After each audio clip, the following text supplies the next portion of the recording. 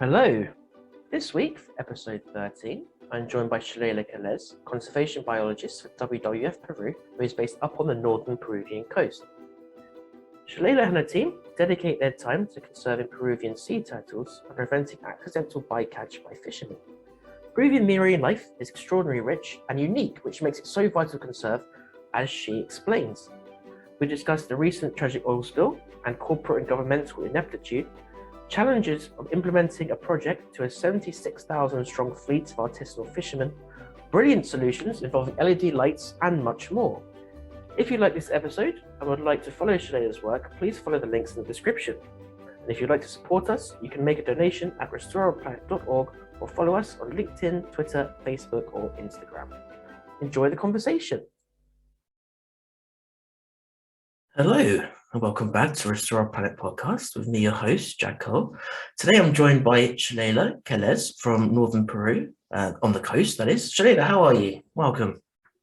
Hello, Jack. I'm very well, thank you. How are you? Very well, thank you. Thank you for taking the time to join me. I thought we could start actually with some quite tragic news.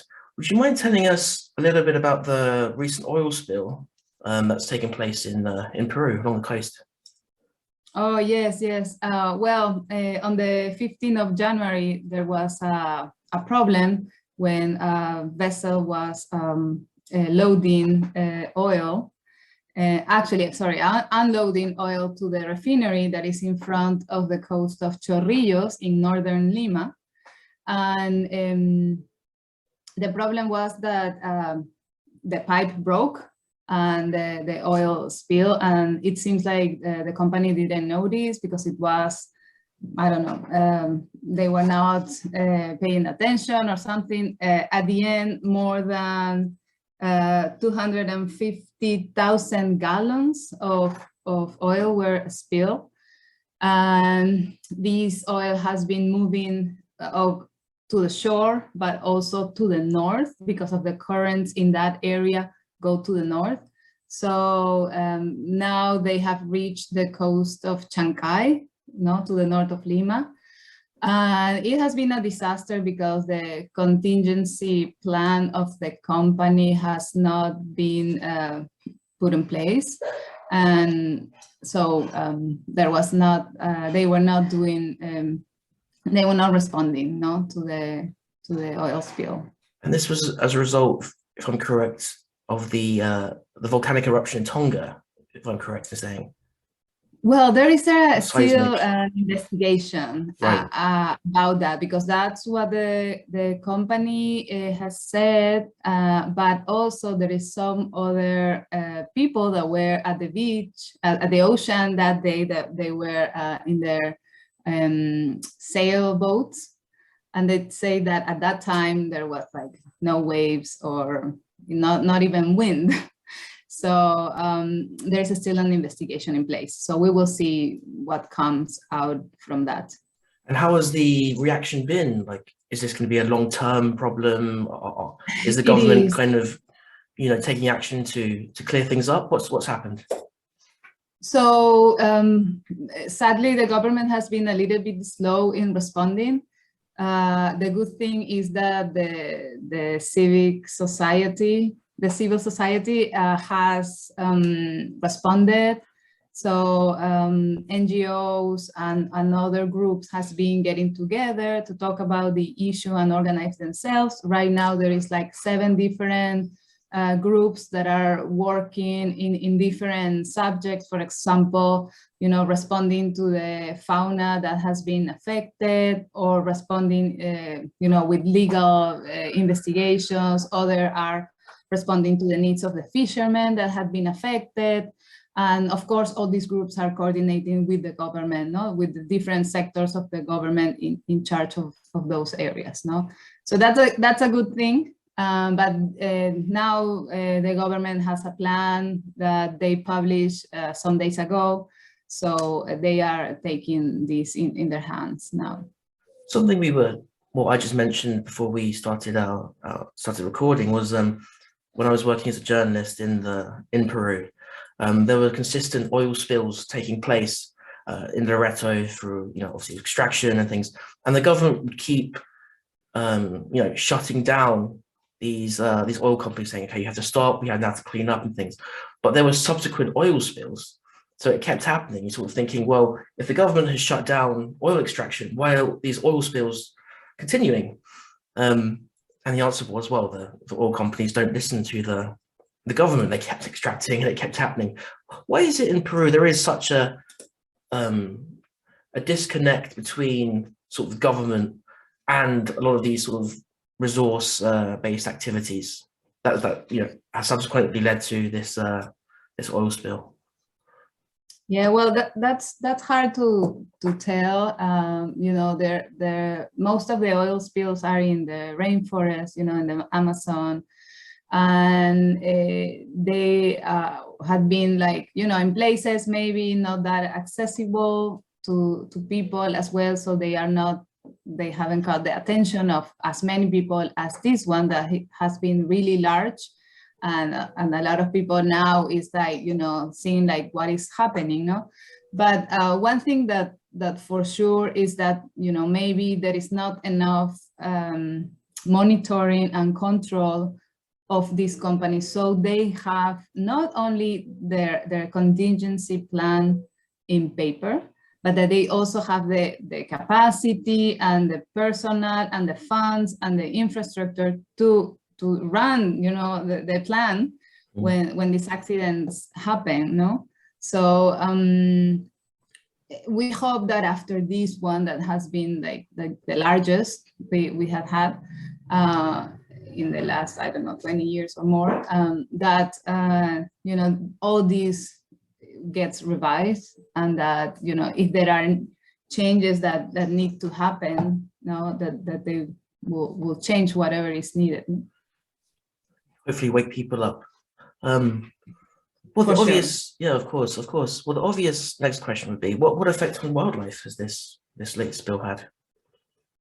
Well, the wildlife we can see, often or easier are like the seabirds, no? And we have seen seabirds, and especially cormorants, and we also have seen sea otters. Some sea otters dead, but also that they are also in rehab. But the most important, I believe, are all the things we can't see, all the species of plankton, all the eggs of fish, all the, all that life, which is the basis for the rest of the food chain, no? Those have been impacted really important, heavily, and thankfully, the Peruvian current is very productive, so hopefully everything that has been affected could be restored. But we are worried that, if the oil doesn't get clean as fast as it should be, it also goes down to the bottom, and then it's harder to extract it from there, and then it will keep polluting that area for many, many, many years. So yeah, and of course, all the fish from that area, fishermen are not going out to fish in that area. So all the communities that had those areas as their grounds or as the fishing grounds are being impacted, no? So a lot of people, livelihoods has been impacted. Yeah, and I think I saw a couple of people died, actually. Just to give our listeners a bit more of an idea of where this has happened. So this is north of Lima. Is it? And do you have any idea how much, for example, how many miles or kilometers of coast this? I had an estimate. I don't have it in mind right now. Sorry, I ambushed you with that one. Sorry. Yes, it's okay. But it's from Ventanilla, for whoever has a map close to them, from Ventanilla to Chancay right now. So yeah, so we have the two areas that are in our national protected area system that are being have been impacted, no? So it's not only like areas with fishing grounds, but there are also protected areas being affected. I've just had a quick look, a very quick Google while you were just chatting there. And it's the area the size of 270 soccer fields is what I have. So there's a little bit of supplementary information there. I've quickly looked up. See, okay. So this is a bit of a foreshadowing question, but has this had any effect on sea turtles that we know of? So far, we haven't known of any sea turtle that has been stranded or that has been, you know, found dead with oil. But pretty sure it will impact their feeding areas, no? Because green turtles, especially, they feed along almost the entire Peruvian coast. So yeah, those areas. And what do they eat? Well, they eat many different things, especially like algae. You know, in other areas of the world, they are specialists in seaweed. No, or how do they call it? Pasto marino. But here, like seagrass, something like this. Seagrass. Right, so in right. Peru, we don't have a lot of seagrass in our coast. It's mostly algae. So they eat a lot of algae, but they also eat, you know, fish. Some fish they can cook, or they eat, I don't know, snails or crustaceans or other. They also eat a lot of jellies as well. Like jellyfish? Jellyfish, yes. Right. Green turtles, like in Paracas, in the south of the coast, in the area of Paracas, they eat a lot of jellies. When there are like blooms of jellies, they like jellies. Paracas is nice. But in general, they eat things from the bottom, no? Right, right. Paracas is really nice. I've been there. It was. Yeah. I was told it was the poor man's Galapagos, which says a lot about me and you know, where I was when I was there. Brilliant. Okay. Well, I think that's a nice little place for us to open up a little bit. If you could tell us a little bit more about the marine life in Peru more generally, and sea turtles, of course, included in that, and why it's such an important part of the world for marine life. Well, in Peru, we have two different ecosystems, you know, one that is highly productive, and, you know, it's the Humboldt current ecosystem. And this is mostly like cold waters that, you know, bring a lot of nutrients from the bottom, and, you know, we have like a boom of sea life, no? Starting with the plankton, and then the anchovy, which is the queen or that food chain. No, it connects all that nutrients and plankton with the rest of the species, no? And we have like massive numbers of seabirds, and then, you know, sea lions and cetaceans. So, you know, that's it has less species than other ecosystems in terms of richness, but it has lots, you know, large amounts of numbers in their populations. No? Like a high biomass, we might say. High biomass, yeah. Less richness of the species, but high biomass of, you know, the species that compose this ecosystem. And this is around, you know, 70% of our ocean, or Peruvian ocean. And then in the north of the coast, we have a tropical ecosystem. And in this tropical ecosystem, we have, you know, like mangroves, and we have warm waters that come from the north, from the Ecuador, and we share a lot of species with actually Ecuador, no? And the Gulf of Guayaquil has a very important influence. So here is where we have species like, I don't know, hawksbills, for example, and we have the whale shark, and you know, we have the Humboldt whales also that come to have to reproduce in this area, and it's also a nursery area for them when they have their calves. So, you know, there we have like a richness in number of species, no?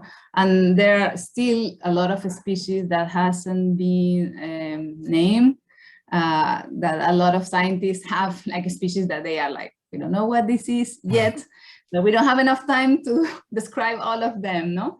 So they are doing it slowly, but these are areas that still have a lot of diversity to be described.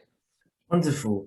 And just for our listeners again, you mentioned the Humboldt current. Now, if I'm right, this is obviously a current, but it's essentially like a sea swell that exists. I think is it like a couple hundred miles or kilometers off the Peruvian coast. So fishermen go really far out, don't they?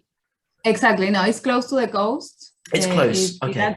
Yeah, it's close to the coast. Actually, if you're in, the coast of Lima and you go in the water is really cold. But if you keep going, straight out, then you will hit a warmer current, no?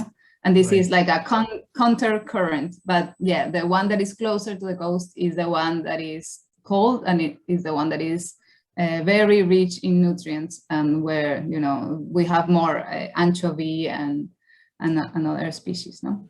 Right, and we've mentioned the extremely high biomass of the Humboldt current, which therefore, of course, attracts many fishermen, which brings us again sort of back to the central point of our conversation, which is what effect are these fishermen, or negative effects are they having on we're talking about sea turtle bycatch. Would you mind sort of talking a little bit about that and why that happens, how it happens, and go from there? Yeah, so along our Peruvian coast, there are around 76,000 artisanal fishermen, and it has been seen that the most important fishing gear that they use are gill nets, no? And with gill nets, sometimes they catch species that they don't want to catch, no? That are not the target species, no? In the past, like before the year 1995, it was allowed to consume sea turtles. So whenever they catch a sea turtle, they will eat it, no? It was part of their diet. And there were some fishermen also that used to target these species, no? But in 95, this was banned. And after that, now when they encounter or get a sea turtle caught, and they have to set it free, even if it is dead. So it is a problem for them, now that they are catching something that they cannot use, and also now these species are protected because their population has been reduced a lot, and for them, untangling a sea turtle from a net, it's a problem. No, it takes a lot of time. If you want to treat the sea turtle well, of course you can do it in a really fast way, but treat the turtle in a bad manner. So you could damage the net as well. And you can damage the nets as well, no? So and sometimes even you maybe have to cut parts of the net to unentangle the turtle faster, so you can keep retrieving the nets, no? So that's a problem, and so there has been different like bycatch reduction devices that are being tested in general, in many different fishing gears for different species. And for turtles, one device that has been tested not a long ago, actually, these tests started in like around 2012, and these are LED lights. LED lights. LED lights, and the color they use for sea turtles is green, and this is because sea turtles can see is the color they can see the best, the green light, as opposed to the red, for example. If you go, I didn't know that. If you go sometime to see sea turtle nestings, you always only have red lights. So, the turtle cannot see you. They cannot see very well the red. It's really interesting. And just to backtrack a little bit, tell us about how sea turtle numbers have declined over the past 20 to 30 years. And also how that's measured, because that's also very interesting. Yes, so all the species of sea turtles, I'll say in the last, more than 50 or 100 years had been reduced a lot. After that, there is a lot of work that has been done by the governments and researchers and NGOs. And some of these populations are coming back. And in some areas, for example, green turtles in Hawaii, they have they are recovered, and now they are like not listed as in danger anymore, or in one of the endangered categories. But for example, where we are in Peru, from the 5 species that we have, leatherbacks are actually doing really, really bad in the Eastern Pacific, and also hawksbills are not doing well either. The others are a little bit better, like greens and olivirides. Greens are stable in the last 20 years, but not recovered to the numbers that they used to have 100 years ago. No. So this is good, no? That some of these species and all the work to protect them are working, no? And how this is measured. So usually these experts from that are in the specialist groups of the IUCN, no, the International Union for Conservation of Nature, they have these standards and how this should be measured. And for sea turtles, what it is easier and more exact to do is to count the nesting females. No, so and it is divided by populations. No, so there are index beaches. No, and these are like beaches that are important, that has had good numbers in the past. Sorry, Shaleyla, sorry to interrupt. Sorry, my bad hearing. What? Sorry, there are indices, you said? Index beach. See, it's from all the beaches that are beaches. nested, sorry, of course, yeah, beaches, sorry. of course. No, please don't apologize. Sorry. So some of them are selected to be these index beaches, and they you count the females in these areas, and then over the years, then you compare how much has been the reduction or the recovery. Usually it should be done after 5 years, but for sea turtles, maybe it's more like 10 years, because they are long-lived species, compared to other species that need to have these done sooner. How long do they live? Well, that's a really hard question. They say that around they can reach 100 years, but of course to measure these, it's really complicated, especially if it's in the wild. No, so you can have this. A better question. Sorry. I'm just thinking a better question might be, how long can they live? Yeah, more than 100 years. More than 100 sure. as well, of course. Yeah, because obviously baby turtles sort of running along a beach, avoiding predators and trying to get seeds, a very iconic image. What are the survival statistics of baby sea turtles? So they say that from eggs, they say no. What they have that they usually show is from each egg, from between 1,000 and 10,000 eggs, there is one that reached maturity. And that is breeding age. Exactly. So depends on, for example, if it's a green turtle, it can be 30 years, 40 years. if it is a leatherback, it can be 20 years. You know, leatherback grow faster because they don't have this hard shell. So they grow faster than the others, no? So yeah, so from between 1,000 and 10,000 eggs, there is one that reached maturity. Right. Worrying. Okay. Well, you touched on their solutions and the LED lights. Would you like to? Obviously, this is a bit of a plug, but would you like to talk a little bit about the project that Restore have been supporting? And obviously, it was a little bit disrupted because of the pandemic, like many other things. But if I talk a little bit about that project and yeah, how you think that's going and other aspects, other solutions. Yeah, sure.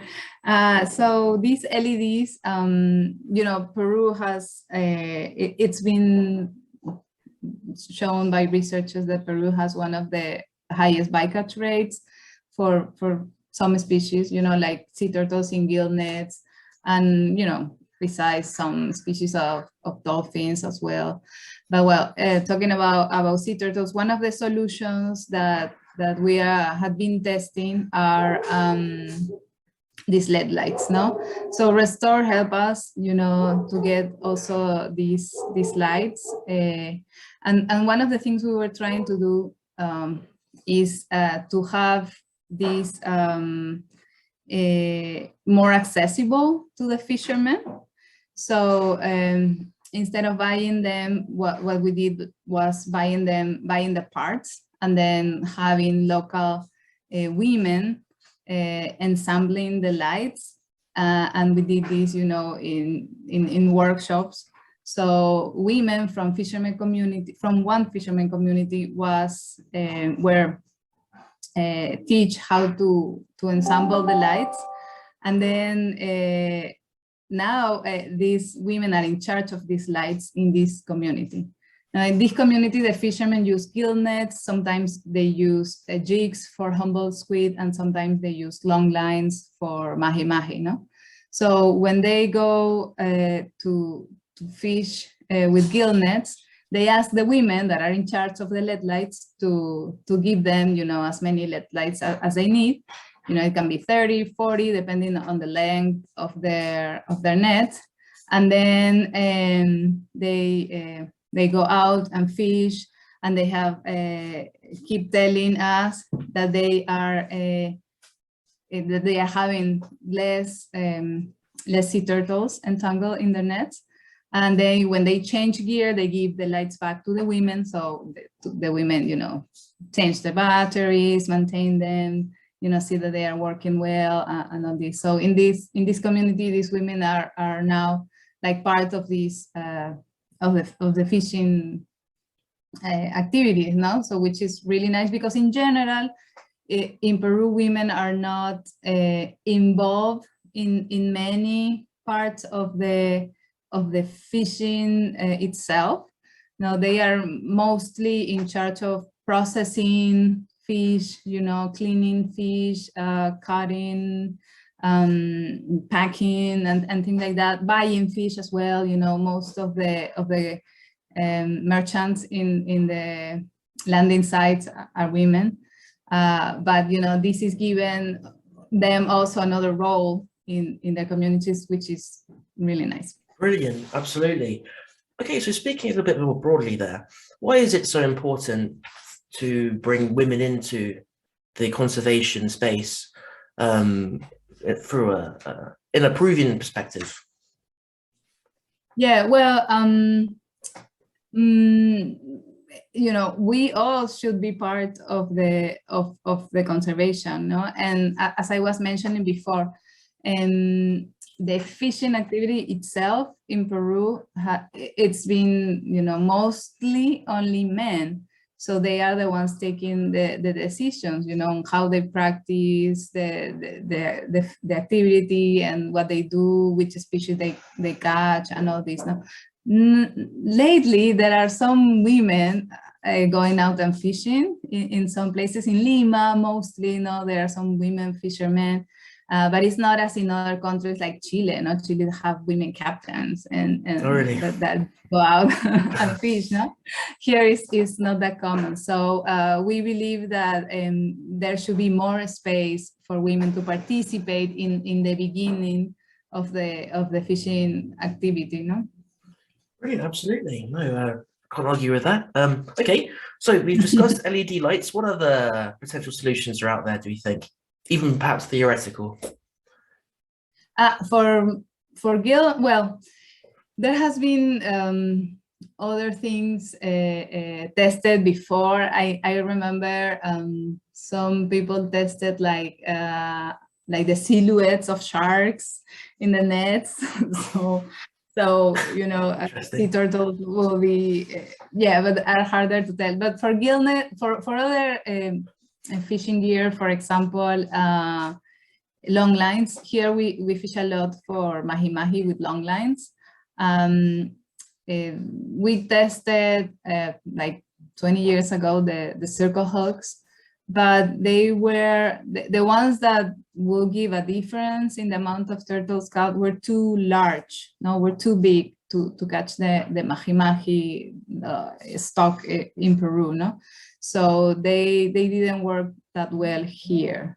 And so other things that we would like to try in the future, for example, for long lines, are to test lines that are more stiff around the buoys in the lines, because research has shown also that some species of sea turtles are attracted to the green buoys and to that part of the net that is floating, and they go around this area and then they get entangled. No. So it will be in some colleagues in Ecuador told us that they had good results with it. So this is something that we also would like to test it in Peru. Brilliant, it's good. So anything else? Sorry, just having a little think really.